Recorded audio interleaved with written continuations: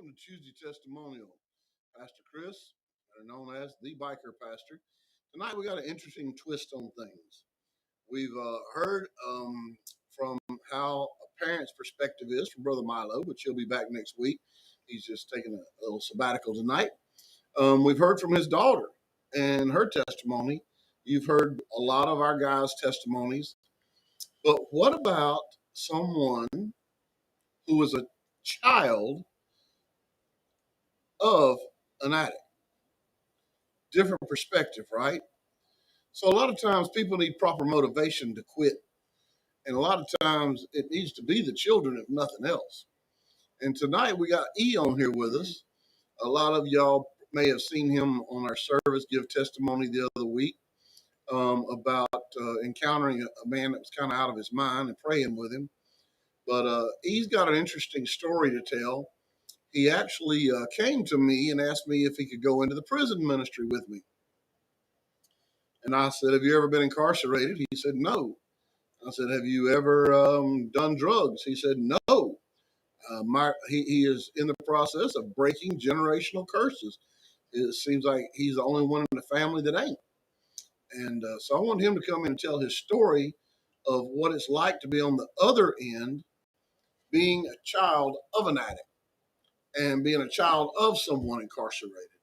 This is kind of a test run, brother, to see if we're going to take you in with me or not. Um, so you grew up with your father incarcerated how much of your life?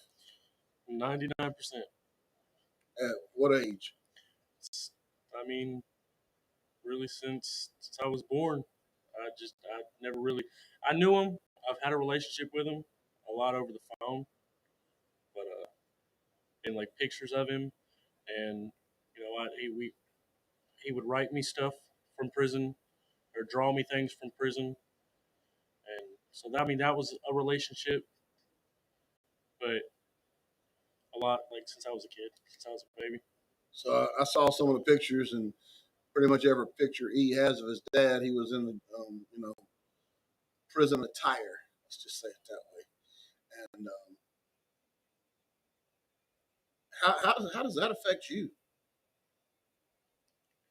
The prison attire, or like just him being just him being locked up your whole life and only being able to read letters and see him in prison. I mean, it affects me a lot, mentally, emotionally, physically, everything. I mean, from growing up, having like I don't know, like in elementary school, parents coming in to eat lunch with the kids and them eating, having a good time with their dad and stuff, and I never had that, or middle school doing plays and stuff or whatever, and my dad not being there. High school playing in football all my life, him never being there, or. And everybody else's dad was. Yeah, and I mean I work now in like construction, and I didn't get taught anything I know. I never got taught construction, really anything.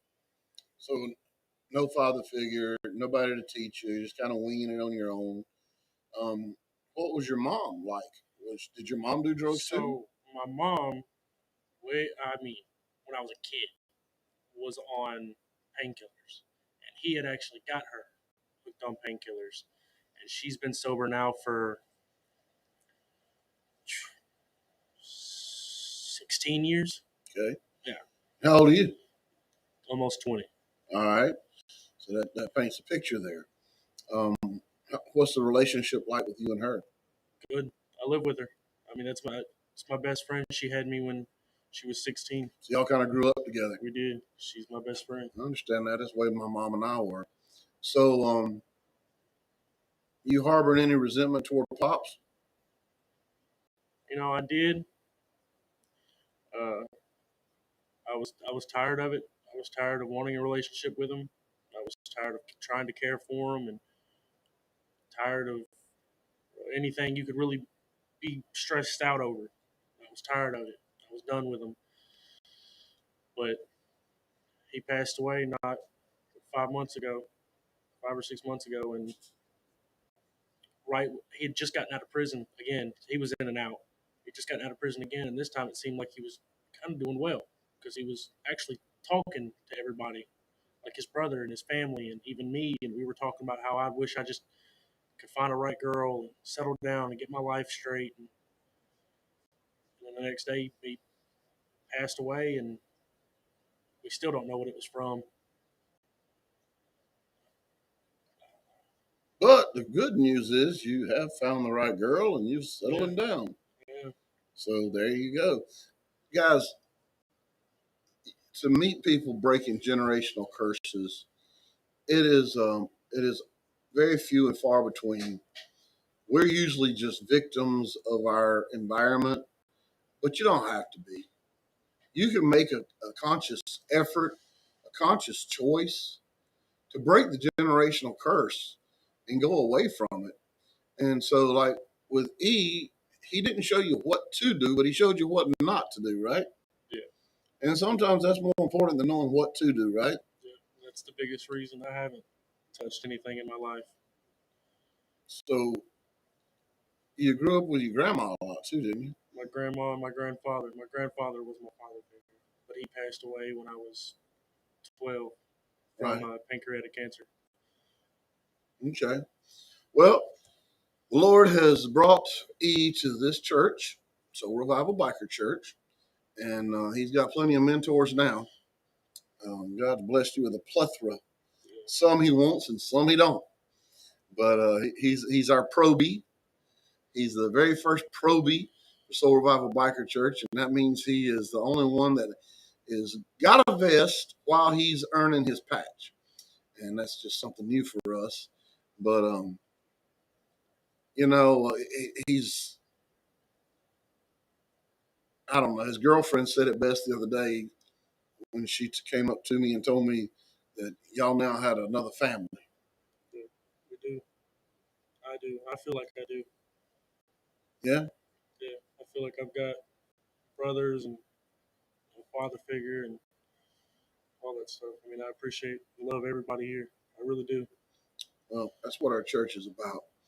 But guys, we're going to keep it short tonight. That's pretty much what we got for you. I just, you guys out there, if you're struggling with addiction and you're watching this, I guess the moral of the story is think about what it does to your kids. Stop being selfish.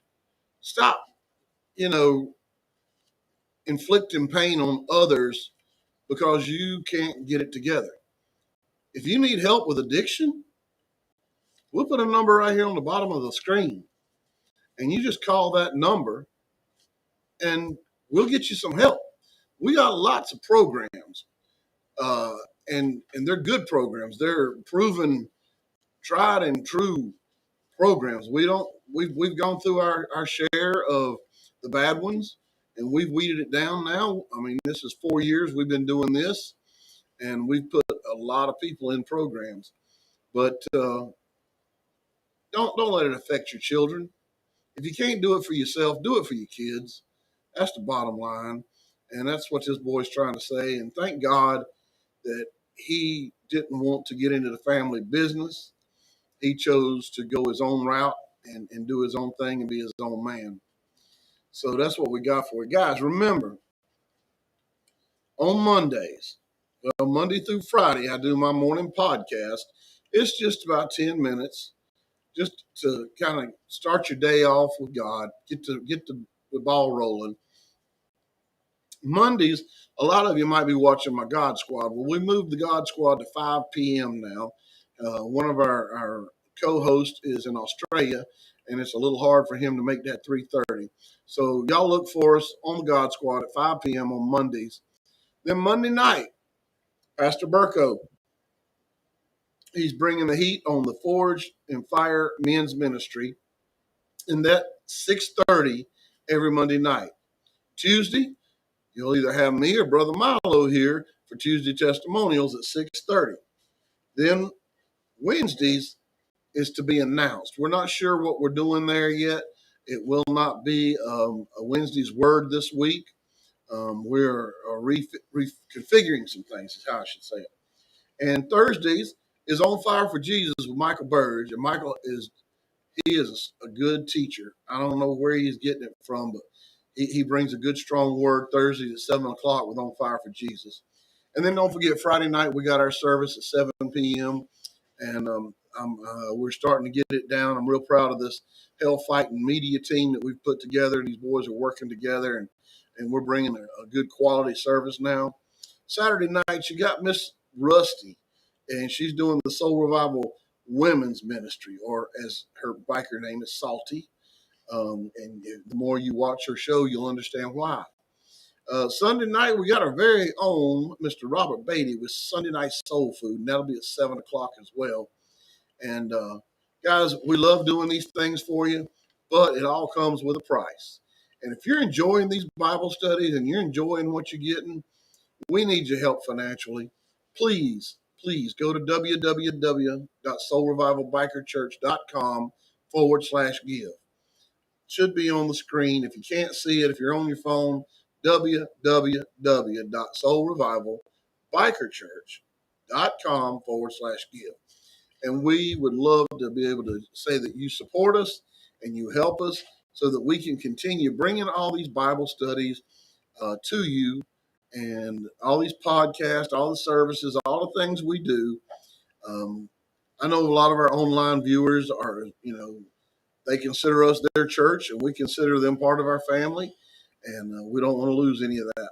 So anyway, guys, remember what I always tell you, man. God loves you. I love you. Ain't nothing you can do about it. Peace out.